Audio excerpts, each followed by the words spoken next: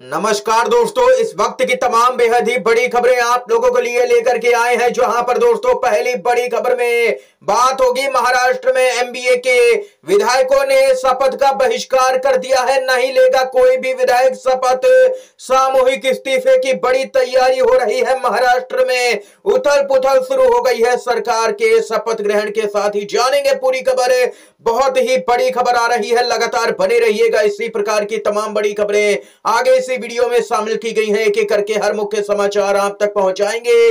दोस्तों खबरों की तरफ पढ़ेंगे उससे पहले अगर आप लोग भी खुले तौर पर यही मानते हैं और आप लोग भी बैलेट पेपर के जरिए वोटिंग का समर्थन करते हैं तो अभी इस वीडियो को लाइक कीजिएगा दोस्तों, और कमेंट बॉक्स में #WeSupportBallotPaper जरूर ही कमेंट कीजिएगा। दोस्तों खबर सामने निकल के आ रही है, बहुत ही बड़ी अपडेट है ये।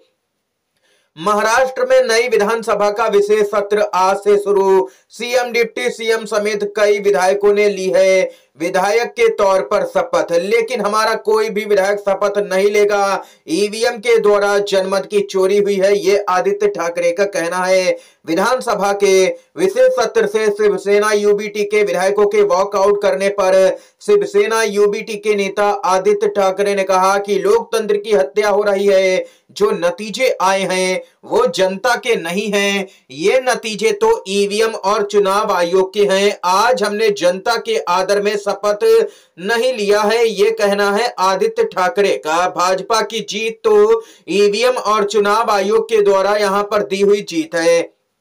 कांग्रेस पार्टी ने पूरे मामले पर कहा कि महाराष्ट्र की जनता को यह विश्वास नहीं है कि ये सरकार हमारे वोटों से आई है।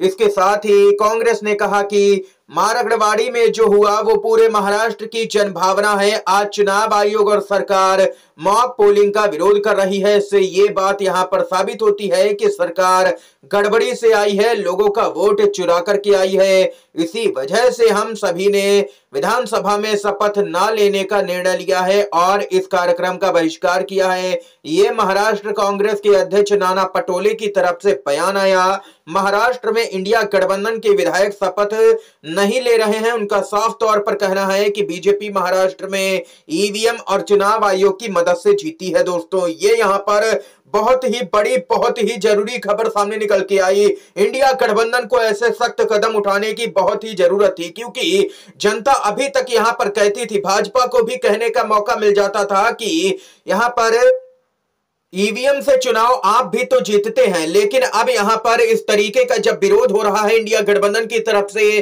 तो जनता के बीच में सीधा मैसेज जाएगा कि हां गड़बड़ी हुई है।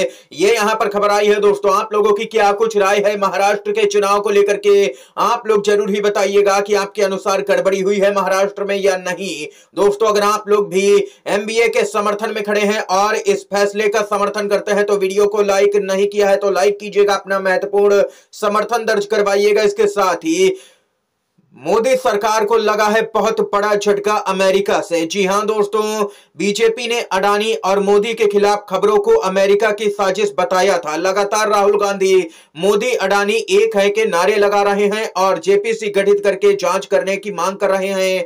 और अब अमेरिका के दूतावास की तरफ से कहा गया है कि यह निराशाजनक है कि भारत में सत्तारूढ़ दल यानी कि बीजेपी इस प्रकार का आरोप लगा रही है। अमेरिका लंबे समय से दुनिया भर में मीडिया की स्वतंत्रता का ध्वजवाहक रहा है। स्वतंत्र मीडिया किसी भी लोकतंत्र का एक अनिवार्य घटक है।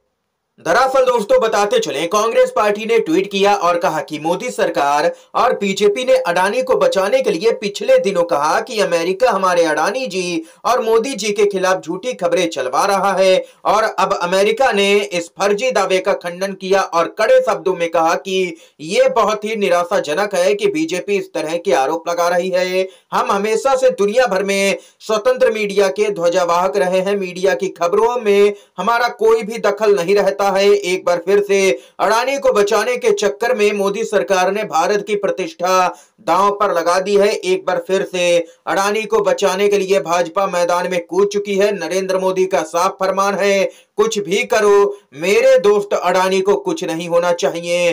पूरी सरकार लगा दो लेकिन अडानी को कुछ नहीं होना चाहिए। इस चक्कर में मोदी सरकार, बीजेपी और उसके नेता जय अडानी का उद्घोष कर रहे हैं और अपनी वफादारी साबित कर रहे हैं।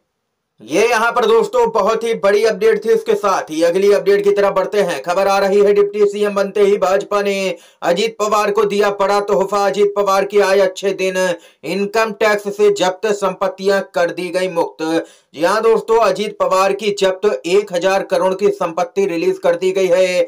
बेनामी लेन देन नहीं हुआ, ये ट्रिब्यूनल ने कहा है। 7 अक्टूबर 2021 में छापेमारी के दौरान आईटी डिपार्टमेंट ने इन संपत्तियों को जब्त किया था। तब यहां पर अजीत पवार भाजपा के साथ नहीं थे, तब यहां पर एमबीए की महाराष्ट्र में सरकार थी और ताबड़तोड़ ईडी से लेकर के सीबीआई से लेकर के आईटी की कार्रवाइयां चलती थी। लेकिन जैसे ही एमबीए की सरकार गिरा ली गई इन केंद्रीय एजेंसियों की मदद से, उसके बाद में केंद्रीय एजेंसियां महाराष्ट्र में नजर नहीं आती और अब यहां पर अजीत पवार को भाजपा ने तोहफा दिया है। कुल मिलाकर के कहा जाए, पीएम मोदी और अमित शाह का साफ तौर पर यही मानना है कि भ्रष्टाचार करो लेकिन भाजपा के साथ आकर के या भाजपा में शामिल होकर के। ये यहां पर दोस्तों खबर है। इसके साथ ही जो अगली अपडेट है उसकी तरफ बढ़ते हैं। खबर आ रही है ग्राम पंचायतों की चुनाव बैलेट पेपर से होंगे, राज्य चुनाव आयोग का निर्णय। जी हां दोस्तों, बताते चले आप लोगों को यहां पर ग्राम पंचायतों के चुनाव मतपत्रों से आयोजित करने का निर्णय राज्य चुनाव आयोग ने लिया है। चुनाव आयोग के सचिव ने इस संदर्भ में सभी जिला चुनाव अधिकारियों, पदाधिकारियों, कलेक्टरों और सभी प्रांत अधिकारियों को एक पत्र लिख करके भेज दिया है और यहां पर बैलेट पेपर के जरिए चुनाव की तैयारी करने के लिए कहा है। इसके साथ ही दोस्तों अगली अपडेट की तरफ यहां पर बढ़ते हैं। दोस्तों खबर सामने निकल के आ रही है सुप्रीम कोर्ट के पूर्व जस्टिस मार्कंडे काटजू की तरफ से। मार्कंडे काटजू का बड़ा बयान, सीजीआई खन्ना में इतनी हिम्मत नहीं है कि वो प्लेसेस ऑफ वर्शिप एक्ट लागू कर दे, इससे भाजपा नाराज हो जाएगी, रिटायरमेंट के बाद में पद नहीं मिलेगा। ये यहाँ पर मार्कंडे काटजू ने जबरदस्त तंज कसा है। लगातार देखा जा रहा है कि रिटायरमेंट के बाद बड़े बड़े जजों को यहाँ पर भाजपा सरकार की तरफ से बड़े बड़े पद दिए जाते हैं, जिसके बाद में उनके द्वारा दिए गए आदेश जज रहते हुए उन पर सवाल भी दोस्तों खड़ा होता है। बताते चले, प्लेसेस ऑफ वर्शिप एक्ट पर सुनवाई के लिए सीजीआई ने विशेष बेंच का गठन किया है जो कि 12 दिसंबर को मामले पर सुनवाई करेगी। ये यहां पर दोस्तों अपडेट आई है सामने निकल के।